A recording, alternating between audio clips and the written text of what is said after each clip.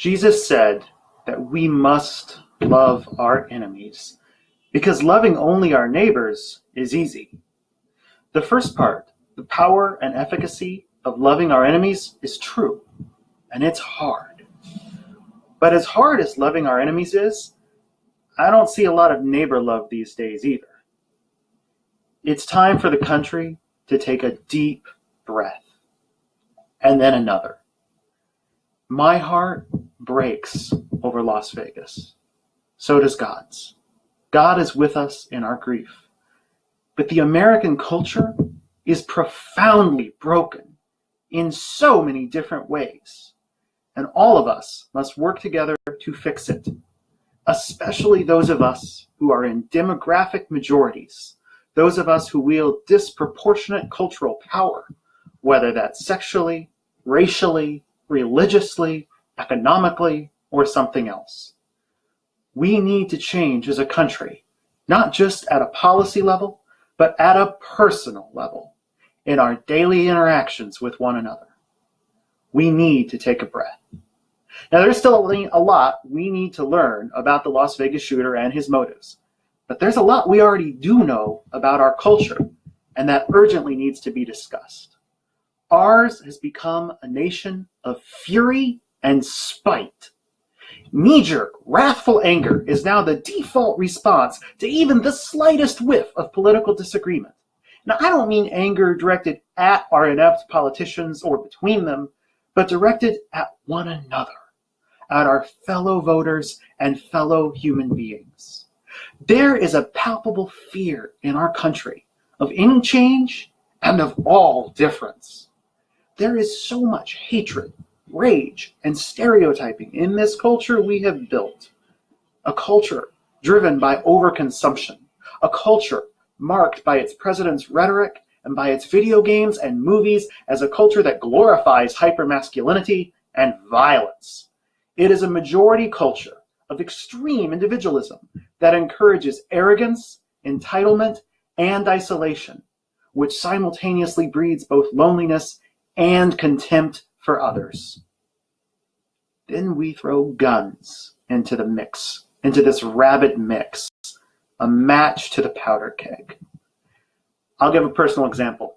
Often when I write a high-profile political tweet, the blowback from thousands of conservative strangers is immense, and if you're still watching, you know what this is like. Some of it is rational and fair. Most of it is vulgar, childish, shallow, petty, and insulting. I've been called every name in the book. In turn, most of the liberal strangers who step in and respond to those conservatives are just as childish, reveling in smug insults of their own. People don't have to know anything about you but 140 meager characters of your politics to make dozens of nasty assumptions, threaten you, and call you the vilest names. It doesn't bother me personally, because these people don't know me personally. Their tweets are about themselves, not me. But those comments and tweets do reveal how emotionally stunted many of us have become. And emotionally stunted thoughts and conversations lead to emotionally stunted actions, like we've seen in Las Vegas, Newtown, Charleston, Columbine, Aurora, Orlando, Tucson, Omaha, Spokane, and so many more. Instead of engaging in dialogue and discourse with our brothers and sisters, we just blame them for not being carbon copies of ourselves. We hold our beliefs so tightly that we assume any form of disagreement is a personal attack. No one learns anything from this kind of discussion. We arrogantly rage and scream and bellow at each other in a way that drowns itself out and achieves nothing but the destruction of America. We're all just doing the devil's work for him. That needs to change. But our politicians sure aren't going to be the ones to change it.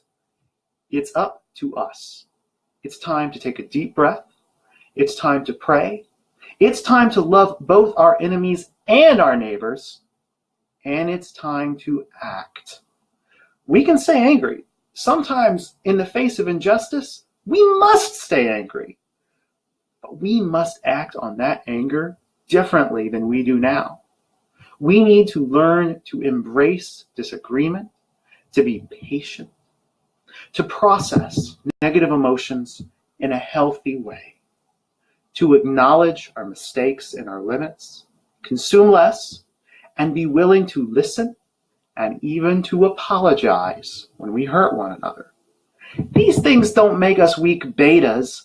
They make us healthier and more resilient, and dare I say more connected to the divine and more connected to our true selves. Now, to be clear, I am not calling for unity, at least not yet.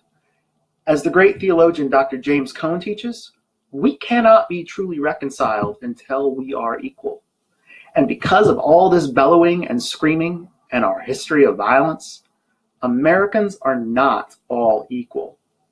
It is especially important for those of us in demographic majorities, the majorities that yield the most cultural power and that shape and define society writ large, to police our own culture and to act. Let me be very clear. I am talking about my own white America. I am talking about white Christians, white Trump supporters, and yes, white liberals. Anyone who has ever complained about hip hop and black culture needs to recognize that white culture is a thing, the dominant thing in our country.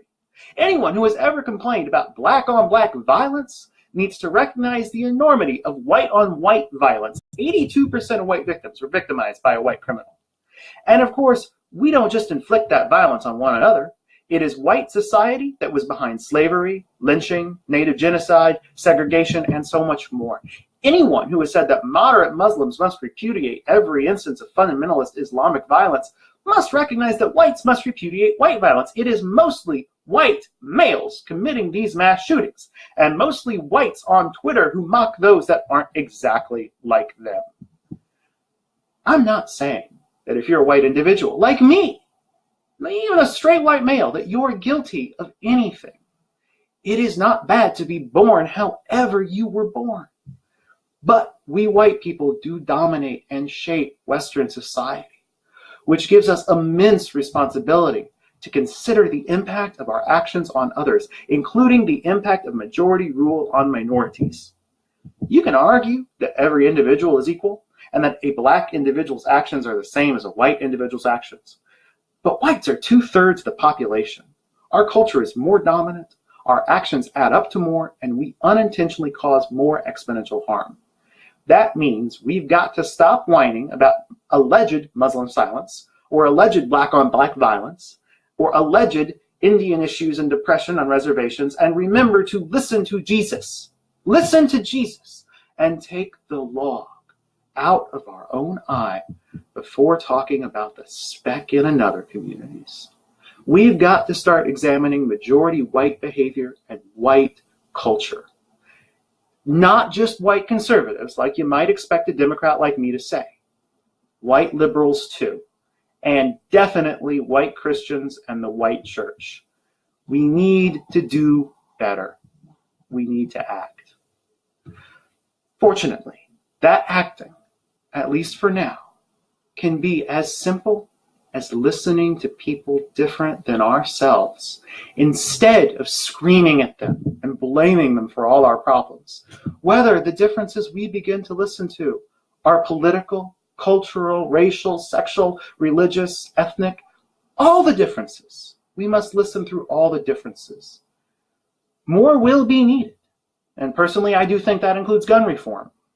But we won't be able to achieve anything politically or socially. We'll just be spinning our wheels until we embrace a deeper, more mature starting point as individuals and as a people. God loves you. God loves you, and so do I. Jesus Christ is among us. The incarnation is ongoing. Let's try to start spreading Christ's love again, instead of fear and violence. I think that does apply to all God's children, but those of us who are in the majority have a special responsibility. No more dismissing other folks over disagreements. No more eye rolling, no more instant name calling, no more screaming, no more snark. Well, that one's hard for me. No more killing. No more celebrating violence or misogyny in our entertainment. We can build a new culture, one that no longer incubates this kind of violence. Deep breath. Just deep breaths, patience, hope, and love.